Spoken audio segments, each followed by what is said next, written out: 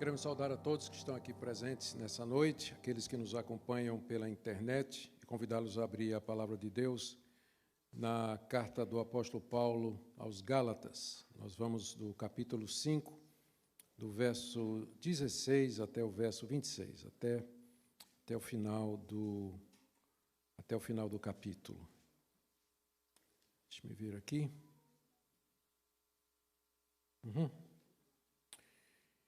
Vamos ler. Digo, porém, o seguinte: vivam no Espírito, e vocês jamais satisfarão os desejos da carne. Porque a carne luta contra o Espírito, e o Espírito luta contra a carne, porque são opostos entre si, para que vocês não façam o que querem. Mas se são guiados pelo Espírito, vocês não estão debaixo da lei. Ora, as obras da carne são conhecidas, e são imoralidade sexual, impureza, libertinagem, idolatria, feitiçarias, inimizades, rixas, ciúmes, iras, discórdias, divisões, facções, invejas, bebedeiras, orgias e coisas semelhantes a estas. Declaro a vocês, como antes já os preveni, que os que praticam tais coisas não herdarão o reino de Deus. Mas o fruto do Espírito é amor, alegria, paz, longanimidade, benignidade, bondade, fidelidade, mansidão, domínio próprio. Contra essas coisas não há lei. E os que são de Cristo Jesus crucificaram a carne com as suas paixões e os seus desejos. Se vivemos no Espírito, andemos também no Espírito. Não nos deixemos possuir de vanglória, provocando uns aos outros, tendo inveja uns dos outros. Até aqui a leitura da palavra de Deus. Nosso Deus, pedimos que o Senhor abençoe a exposição dessa passagem da carta aos Gálatas, para que compreendamos o seu sentido para os que primeiro a leram e entenderam, e também o seu significado para nós hoje. Em nome de Jesus. Amém. Queridos, a carta foi escrita no contexto da infiltração de judaizantes nas igrejas da Galácia, conforme nós já temos dito aqui, não é? Esses mestres vindo de Jerusalém, eles ensinavam a necessidade da prática da circuncisão, do calendário e dieta dos judeus como condição para entrar no reino de Deus, ou pelo menos para serem um cristão completo, um cristão perfeito. E eles atacavam o apostolado de Paulo, porque Paulo ensinava que não era por obras da lei, mas era pela graça, mediante a fé em Cristo Jesus.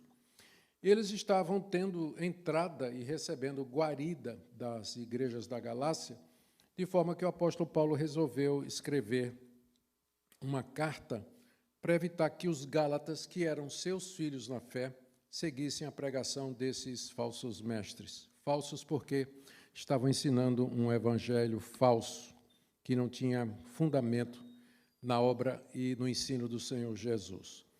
Nessa carta aos Gálatas, Paulo defende o seu apostolado e argumenta de muitas maneiras a favor da justificação pela fé, pela graça e não por obras da lei.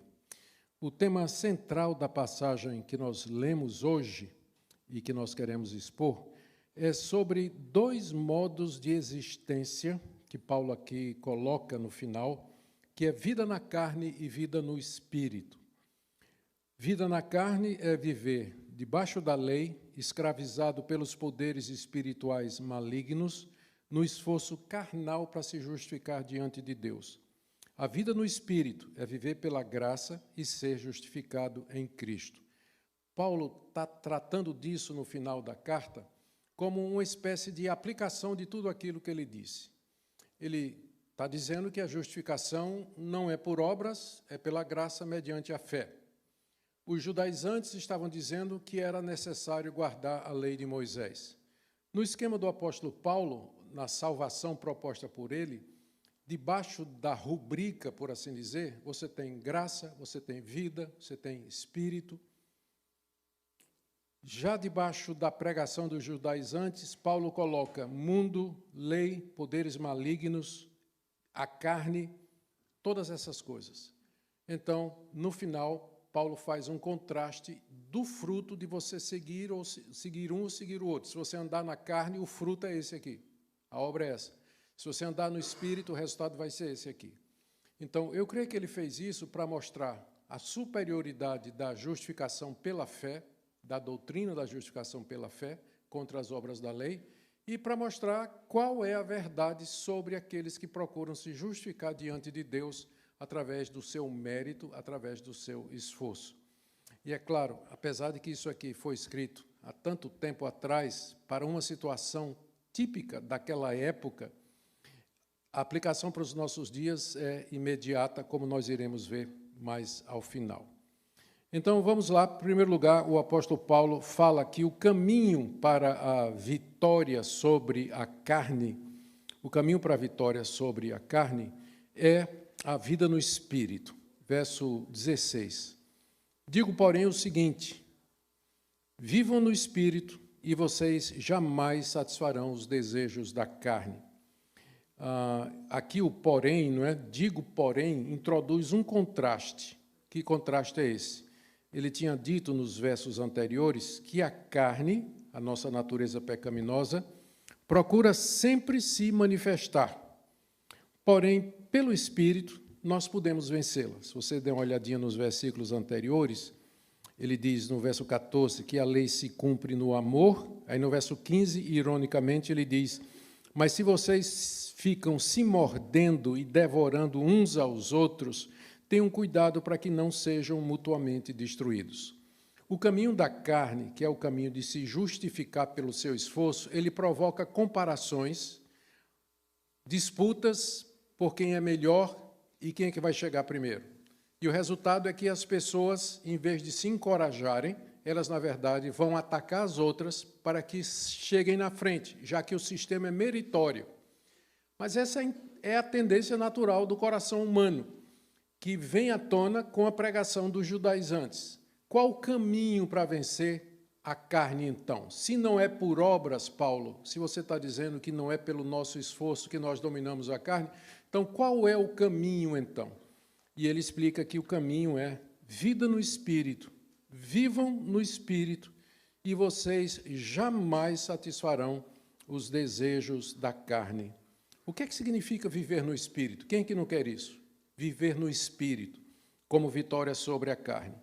O Espírito Santo sempre aponta para Cristo. Viver no Espírito é viver na dependência de Cristo e da obra dele. Em vez de você confiar nos seus esforços, naquilo que você pode fazer, você confia naquilo que Cristo fez como sendo suficiente não somente para lhe perdoar, mas para lhe dar forças para viver uma vida santa e reta. O Espírito que Deus nos deu e que habita em nós, ele nos leva a Cristo pela palavra. E se nós andarmos no Espírito, seguirmos a direção que o Espírito nos dá, tem aqui essa promessa extraordinária: jamais satisfarão os desejos da carne. O que são os desejos da carne?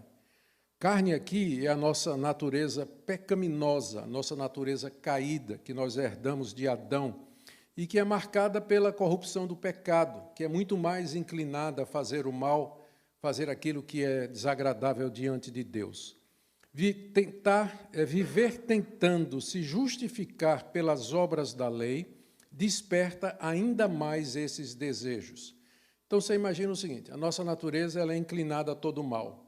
Se você coloca a lei sobre ela como condição de salvação, ela vai produzir um efeito contrário. Eu já dei aqui a ilustração daquele cidadão que tinha um edifício de vidro e que nunca teve problema nenhum, até que um administrador esperto disse para ele: coloca a placa, é proibido jogar pedra no vidro. A placa despertou os desejos e no dia seguinte o pessoal estava atacando pedra no vidro. Ninguém nem tinha pensado naquilo, mas a lei, porque ela é santa, justa e boa, e nós somos pecadores, ela desperta em nós todo tipo de paixão, todo tipo de desejo mau. Agora, se nós andamos pelo Espírito, que significa pela graça, mediante a fé em Cristo Jesus, no poder do Cristo ressurreto, a nossa carne ela não vai produzir as obras que ela produz, porque estará, nós veremos aqui, submetida à vida do Espírito. O que Paulo está prometendo, portanto, é aquilo que todo cristão verdadeiro gostaria de ter. Jamais satisfarão os desejos da carne. No grego, isso aqui tem uma dupla negativa. significa nunca, jamais, de jeito algum, vocês satisfarão os desejos da carne. É a maneira mais forte na língua grega de você dar um não. É o ume no grego. Jamais vocês satisfarão os desejos da carne. Se andarmos no Espírito, Ele nos capacita no poder da vida do Cristo ressurreto. Ele nos faz amar e deleitar em Cristo, a ponto de não querermos entristecê-lo. Então é isso que o verso 16, primeira parte da minha mensagem hoje à noite, quer dizer, essa promessa. Vivam no Espírito, vocês já têm o Espírito Santo. Quando você se converteu, Deus lhe deu o Espírito Santo que habita em você. Então, viva no poder do Espírito Santo. Ele aponta para Cristo, aponta para a graça. Se você aprender a viver no Espírito diariamente, você jamais vai satisfazer aqueles desejos que brotam de dentro do seu coração. Desejos esses que o apóstolo Paulo vai explicitar mais adiante, chamando de obras da carne. Então, os desejos estão aqui. Ser crente não significa, quando você se converteu, Deus não tirou sua natureza pecaminosa. Você continuou pecador, você continua sendo um pecador. O que Deus fez foi introduzir um novo princípio de vida. A nova vida, vida no Espírito. Você se torna, assim, parte da nova criação de Deus. Mas a tentação está lá diariamente, o coração inclinado ao mal constantemente. Deus nos deu o seu Espírito exatamente para que nós possamos dominar e conquistar as obras da carne, o que nos leva ao próximo ponto. Espírito e carne estão se confrontando o tempo todo. Veja o verso 17. Ele diz, no verso 16, andem no Espírito, vivam no Espírito, e vocês satisfarão os desejos da carne. E aí ele dá razão porque é que isso é necessário. Porque a carne luta contra o Espírito, e o Espírito luta contra a carne, porque são opostos entre si, para que vocês não façam o que querem, mas se são guiados pelo Espírito, vocês não estão debaixo da lei.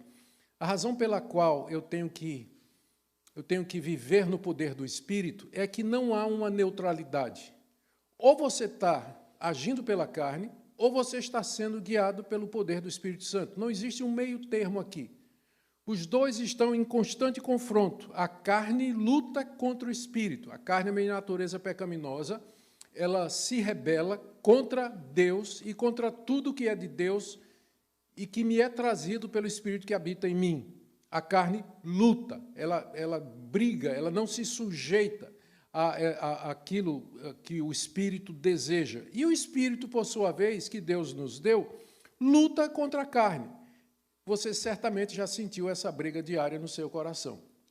Então, é uma briga que todo crente verdadeiro experimenta. Ele sabe as coisas de Deus, sente o poder do Espírito Santo apontando na direção certa, mas tem uma natureza carnal que nem sempre quer fazer aquilo que você sabe que é correto pelo Espírito Santo. É um conflito constante que nós enfrentamos.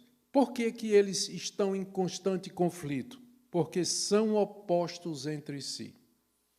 A nossa carne e o Espírito de Deus são opostos. Eles não têm como conciliar as duas coisas. É uma guerra constante pelo domínio do nosso coração. São opostos entre si, para que vocês não façam o que vocês querem.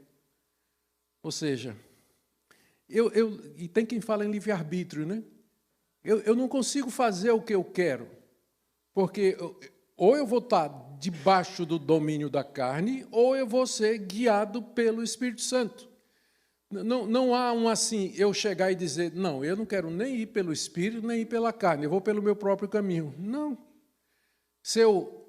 Sua vontade, ela está sujeita a esse conflito íntimo, que foi o próprio Deus que nos preparou para isso. Há um conflito diário, todo dia você tem que tomar decisões. Vou para cá ou vou para lá? E a carne e o Espírito operam, chamando você, empurrando você para lados opostos. Diante de um negócio, diante de tempo livre, diante de um relacionamento, diante de um dinheiro que você recebeu, diante de uma oferta de trabalho. A carne e o espírito vão estar influenciando a sua decisão de forma que você nunca vai falar, querer, vai fazer aquilo que supostamente, neutramente, você gostaria de fazer. Sua decisão vai ser ou espiritual ou ela vai ser carnal, mas não vai ser meio termo, não vai. O espírito luta contra a carne, são opostos entre si, para que vocês não façam o que vocês querem. Mas, ele fala do conflito que existe aqui, mas ele apresenta a vitória. Ele apresenta o caminho de vitória no verso 18. Se vocês são guiados pelo Espírito, vocês não estão debaixo da lei. A gente tem que entender, estar debaixo da lei aqui no contexto. Estar debaixo da lei é viver pela carne, é viver no mérito próprio. E isso desperta as paixões do nosso coração. Então, está tudo junto. Lei, carne, mundo, paixões, depravação, pecado. Tudo faz parte do universo só. Se você está andando pela lei, pelo Espírito, vivendo no Espírito, você está no poder de Cristo, você conhece a vida, você conhece a vitória. Mas se você vive pelo seu esforço, você está debaixo da lei, seguindo a carne, debaixo da condenação, como o mundo vive. Então, mas se você anda pelo Espírito, se é guiado pelo Espírito, você não está debaixo da lei. Estar debaixo da lei significa tentar agradar a Deus pelos esforços humanos, que é a vida na carne, significa falhar sempre, e significa ser condenado constantemente por Deus por quebrar os seus preceitos constantemente. Muita gente vive na carne, não é? Muita gente vive na carne. A carne é religiosa também. A gente vai ver aqui na lista das obras da carne que tem obras religiosas. A pessoa pode ser religioso e estar vivendo a vida na carne, debaixo desse mundo condenado, debaixo da condenação da lei de Deus. Se a gente vive no poder do Espírito, a gente vive pela união com Cristo e não somos condenados pela lei de Moisés, ou pela lei de Deus, por assim dizer. Então, aqui são as razões que, primeiro ele disse, no verso 16, que o caminho para a vitória sobre a carne é o Espírito, andar no Espírito. Depois do verso 17 a 18, ele deu as razões para isso. Por que é que eu tenho que andar no Espírito? E nós vimos quais são as razões aí por conta do conflito que existe no nosso coração.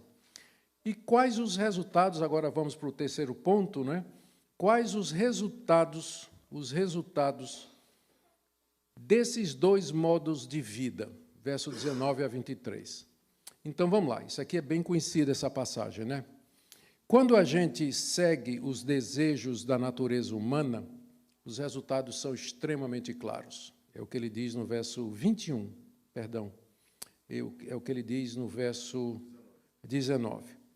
Ora, as obras da carne são conhecidas, e são imoralidade sexual, impureza, libertinagem, idolatria, feitiçarias, inimizades, rixas, ciúmes, iras, discórdias, divisões, facções, invejas, bebedeiras, orgias e coisas semelhantes a estas, declaro a vocês, como já antes os preveni, que os que praticam tais coisas não herdarão o reino de Deus. Aqui você tem uma das listas, o Novo Testamento tem muitas listas de pecado.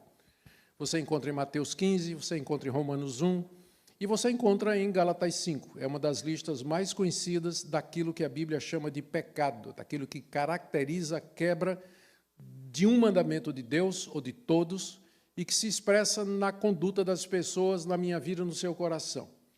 Isso aqui descreve a natureza não regenerada, a pessoa que não é convertida. Mas essa passagem também descreve o que acontece conosco quando a gente deixa de andar no Espírito e a gente começa a querer andar pela carne, pelo nosso esforço. Lembre que carne aqui não significa primariamente pecado, mas esforço próprio, tentativa de você se justificar diante de Deus pela força da sua carne, por assim dizer. Muito bem. Quando isso acontece, quando a pessoa não é regenerada, ou então quando ela tenta agradar a Deus pela força do seu braço, as seguintes obras se manifestam ou podem se manifestar, no todo ou em parte. E aqui vem uma lista que Paulo divide em 3 partes, se você prestou atenção. Primeiro, pecados sexuais. Menciona 3, os 3 primeiros: imoralidade sexual, impureza e libertinagem. Essas palavras aqui, deixa eu ver se tem alguma diferença entre elas aqui, no verso 19. Porneia, catácia, selgueia. Não, são palavras distintas, mas elas dizem a mesma coisa. Essas palavras, essas 3 aí, descrevem todo tipo de imoralidade sexual. A primeira palavra aí é porneia, que é a palavra grega mais ampla para esse tipo de pecado e engloba todas as outras. Então, a obra da carne, por que Paulo começa com porneia? É interessante, praticamente todas as listas de pecado do Novo Testamento, elas começam com pecados de ordem sexual. Porque a gente pensa lá no jardim, qual foi a primeira coisa que eles fizeram, Adão e Eva, quando eles pecaram e descobriram que estavam nus? Descobriram, né? Se cobriram. Calvino, ou não sei que reformador, ele diz que eles fizeram isso com vergonha dos seus órgãos genitais, porque dali viria toda a descendência contaminada pelo pecado deles. De qualquer forma, talvez uma das áreas mais atingidas da nossa personalidade, nós como seres humanos, foi exatamente a área da sexualidade. Ela foi vitalmente, profundamente afetada pelo pecado. Quando o apóstolo Paulo está tratando, lá em Romanos capítulo 1, dos efeitos do pecado entre os gentios, que conheceram a verdade de Deus através da revelação, mas rejeitaram, e Deus então os entregou a seus próprios corações, o primeiro efeito disso que Paulo trata é exatamente o desonrar do próprio corpo. E no contexto ele está falando da prática da homoafetividade, da homossexualidade, da prostituição e, enfim, tudo aquilo que desfigura o propósito original de Deus. Não é à toa que Paulo começa dizendo, quando ele começa essa lista, ele começa apontando para pecados de natureza sexual. Imoralidade sexual, a porneia, a impureza sexual e a azelgueia, que é traduzido como libertinagem aqui, ou seja, não há limites, a pessoa é libertina na área sexual, ela experimenta de tudo, com qualquer pessoa, a qualquer momento. Depois, vem 2 pecados que eu diria religiosos. Está aí, no verso 20, a primeira parte, quando ele diz idolatria e feitiçaria. Descreve 2 características das religiões do império da época, greco-romano. A idolatria, havia milhares de deuses, de ídolos que eram adorados pelos gregos e pelos romanos, fora as religiões estranhas que vinham da Frísia, da Mesopotâmia, chamadas religiões de mistério, que tinham deuses e mais deuses, ídolos e mais ídolos, e a prática do ocultismo. As religiões de mistério, por exemplo, elas tinham rituais secretos que envolviam, inclusive, a morte de participantes, particularmente do filho mais, ou dos filhos dos participantes, tudo isso ligado a ocultismo, culto aos mortos, prática de feitiçaria, invocação de demônios. Tudo isso eram religiões, fazia parte das religiões daquela época e dos nossos dias também, provavelmente com exceção dos sacrifícios humanos, vai lá saber. Mas é o que caracteriza. O ser humano, ele é religioso. Ele foi criado à imagem e semelhança de Deus e ele sempre está diante de algum Deus. Se não for o Todo-Poderoso, vai ser um Deus que ele inventou. Ele sempre está ajoelhado diante do altar de algum Deus. Ele não consegue fugir do seu sentimento religioso. A carne é religiosa, ela se manifesta através de religiões, como essas aqui. A prática da idolatria e da feitiçaria são reações ou são expressões da carne no que diz respeito à religiosidade. Imoralidade, primeira parte da lista. Segundo, religiosidade. E a terceira divisão Eu falei três divisões, na verdade são 4. A terceira divisão tem a ver com relacionamentos pessoais. Veja aí, na sequência: inimizades, rixas, ciúmes, iras, discórdias, divisões, facções, invejas. Então, é difícil a gente saber exatamente o que é que Paulo quer dizer com cada um desses pecados descritos aqui, dessas obras da carne, mas todas elas têm a ver com relacionamentos interpessoais. E, curiosamente, é a maior parte. É onde a carne se manifesta mais, é exatamente nos relacionamentos. Porque são pecadores vivendo debaixo do mesmo teto, fazendo o mesmo trabalho, indo para a mesma igreja. Cedo ou tarde a carne se manifesta. E onde ela se manifesta, você vai ter inimizade, rixa, ciúme, ira, discórdia, divisão, facção, invejas e por aí vai. Brigas, separação, saídas, enfim, tudo aquilo que representa isso que está aqui, não é? Que é a seção maior, é a parte maior da lista que o apóstolo Paulo coloca aqui. E no final, a última classificação, primeiro foi pecados sexuais, depois pecados religiosos, depois pecados de relacionamento e, por último, pecados pessoais.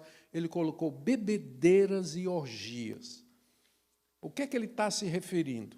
Sem dúvida, a embriaguez, que aqui e em todo lugar do Novo Testamento é proibida, e a orgia, que é comer demais, mas ele tinha particularmente aqui, para deixar alguns com a consciência menos pesada, né, quando eu falo em comer demais, mas ele provavelmente tem em mente aqui as orgias, os bacanais da sua época. Um dos deuses adorados aqui era o deus Baco, que era o deus do vinho, deus da orgia, de onde vem a palavra bacanal, não é? Bacanal. E era muito popular, a gente já imagina por quê. Era bastante popular.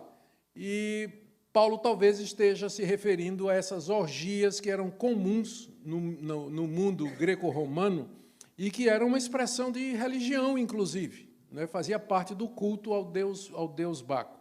Mas, sem dúvida, é alguma coisa relacionada também com a falta de domínio próprio, que é uma coisa que vai aparecer na próxima lista, no que diz respeito à comida, não é?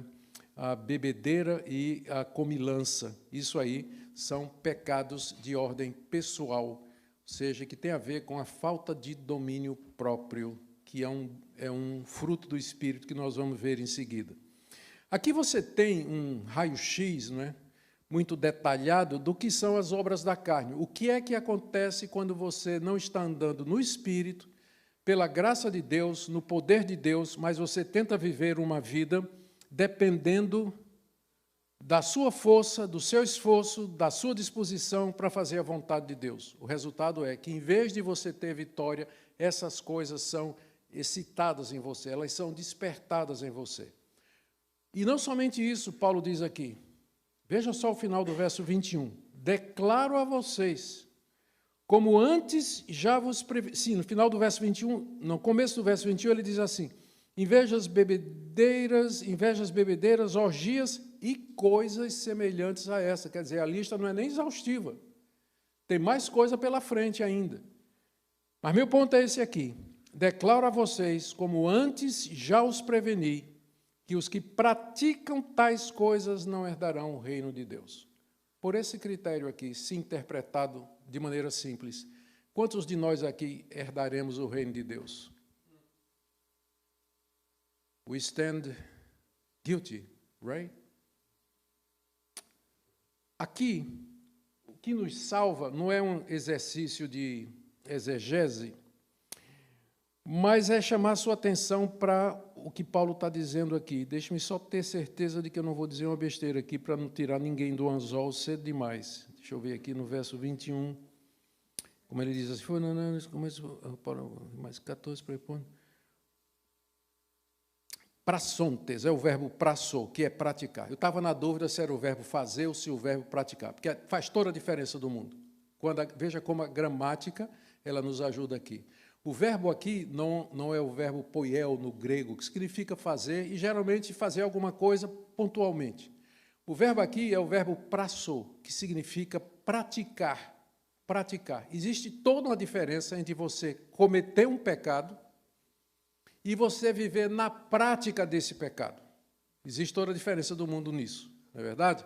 Davi cometeu o pecado de adultério, mas ele não vivia na prática de adultério. Ele não vivia. Então, existe uma diferença aqui. Deixa eu pegar um exemplo do texto aqui para ajudar a gente a entender. Pode acontecer que eu fique com raiva de alguém no trânsito e eu xingue o cara, que é muito comum. Solte um palavrão em cima dele. Peço perdão e me arrependo.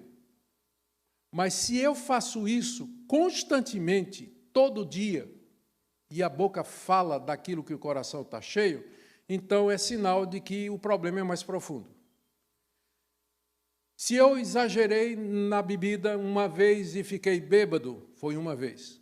Mas se eu tenho a prática de me embebedar todo fim de semana, então tem alguma coisa errada. Os que praticam tais coisas não herdarão o reino de Deus. Por quê? Porque a prática dessas coisas mostra que eles não foram livres do pecado, estão escravizados ao pecado.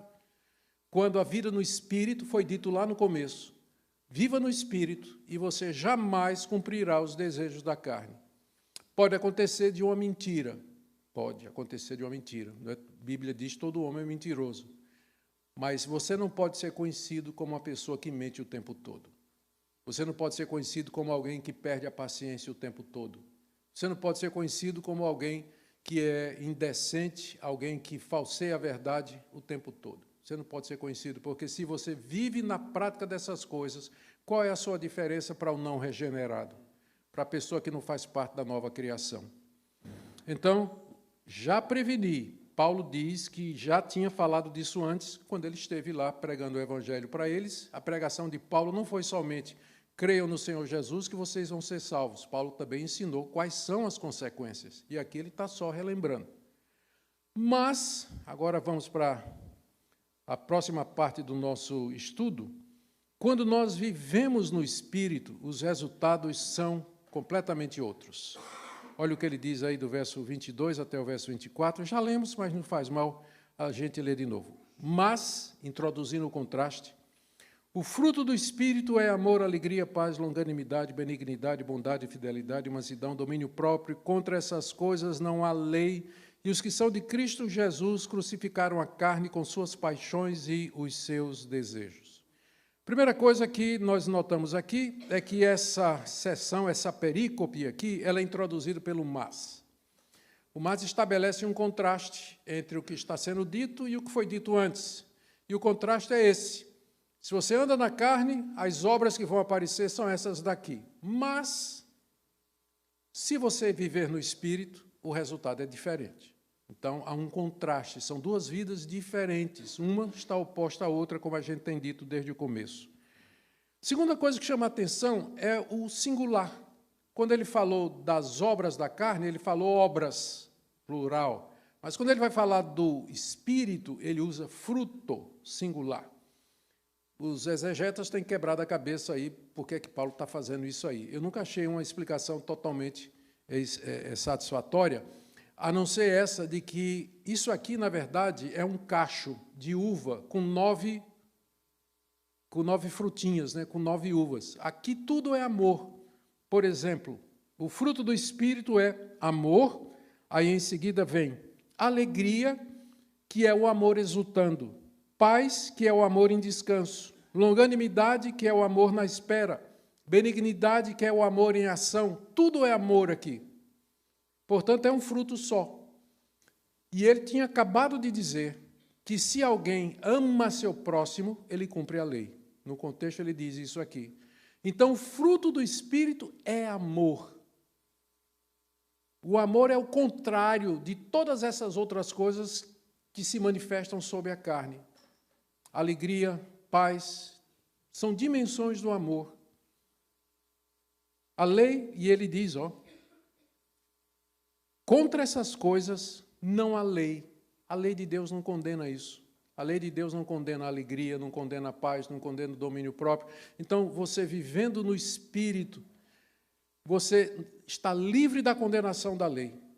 não há mais condenação para aqueles que estão em Cristo Jesus. A lei não condena nenhuma dessas coisas, ao contrário das obras, como ele diz aí no final do verso 23. E os que são de Cristo, olha que segurança ele nos dá aqui, no verso 24. E os que são de Cristo Jesus crucificaram a carne com as suas paixões e os seus desejos.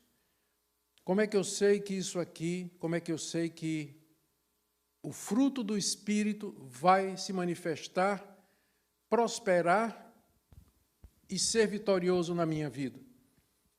Porque faz parte da vida do Espírito, você está unido a Cristo. Quando Cristo morreu, a gente tem que fazer uma diferença aqui. Ele derramou seu sangue pelos nossos pecados. Quando ele foi crucificado, o meu pecado foi crucificado com ele, singular e plural. Na cruz, Cristo lidou com o que eu sou. Seu sangue derramado lida com o que eu faço. Os meus pecados são purificados no sangue de Jesus. A minha natureza pecaminosa foi crucificada com ele. A cruz é a resposta de Deus para a nossa natureza pecaminosa. Mas eu só experimento isso quando eu aprendo a andar no Espírito. Quando eu aprendo a andar no Espírito Santo de Deus. Não sei se já contei para vocês uma experiência que aconteceu comigo. Logo depois da minha conversão, eu vivia na carne mesmo.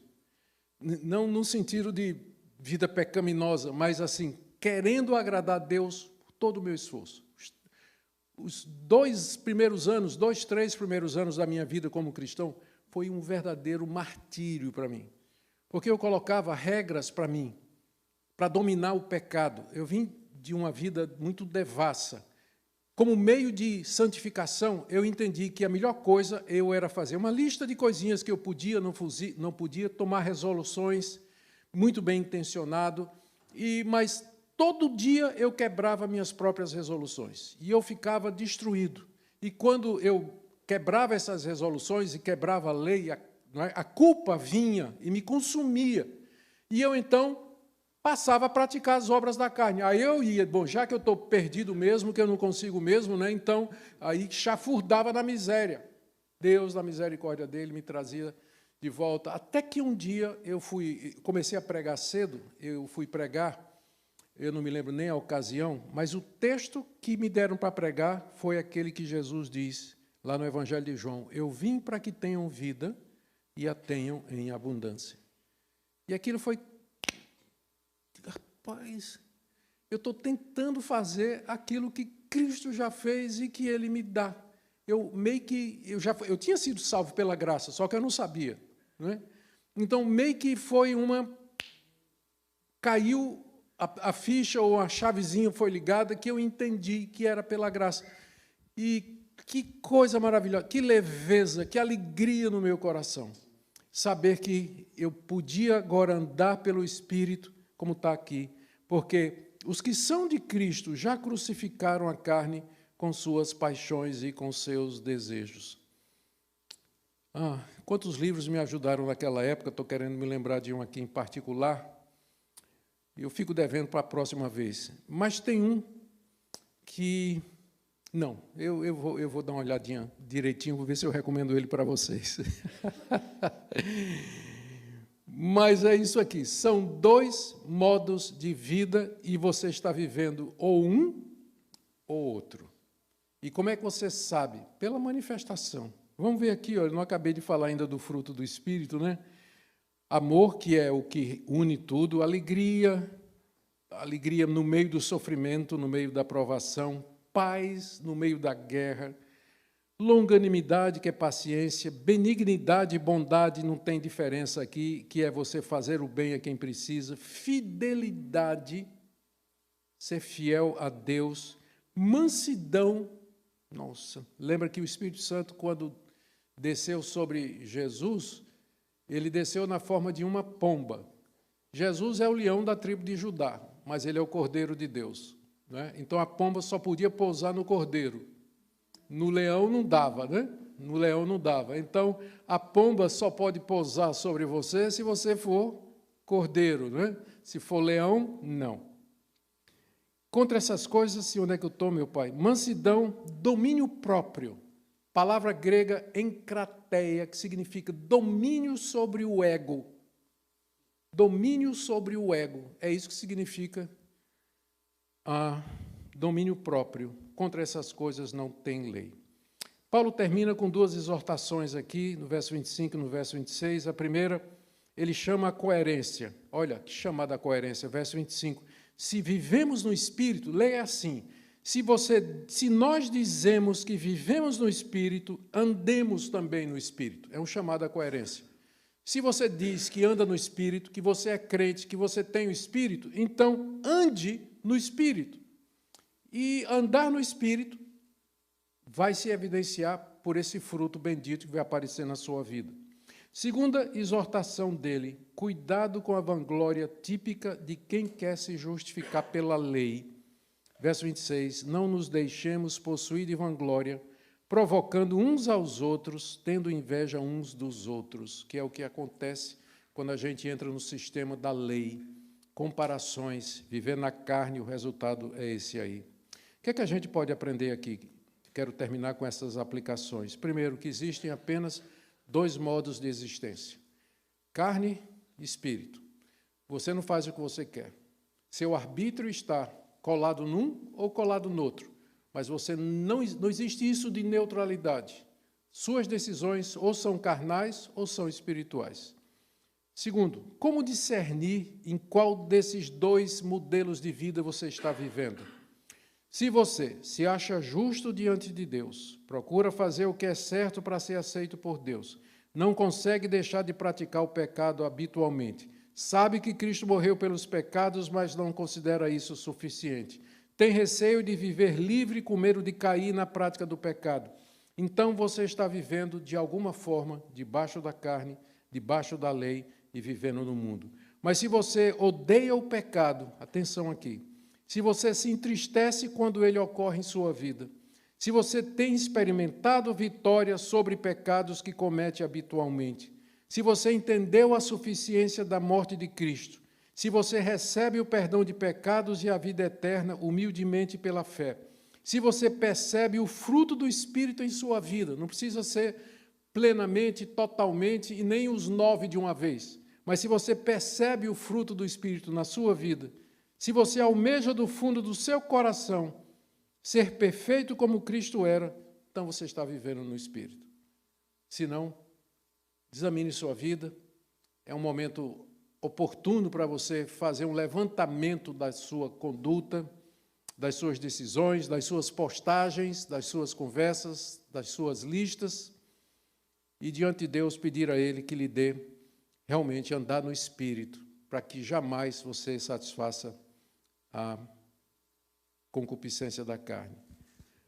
Ó Deus, o Senhor já nos deu o Espírito Santo, mas existe uma diferença, Pai, entre ter o Teu Espírito e ser guiado por Ele, ser orientado por Ele, quando o Senhor deseja que nós humildemente nos submetamos a Ele. Eu oro pelos que aqui estão nessa noite, por aqueles que nos acompanham pela internet, para que nós possamos ser cheios desse Espírito e fazer a Tua vontade, vivendo para a Tua glória. Em nome de Jesus. Amém.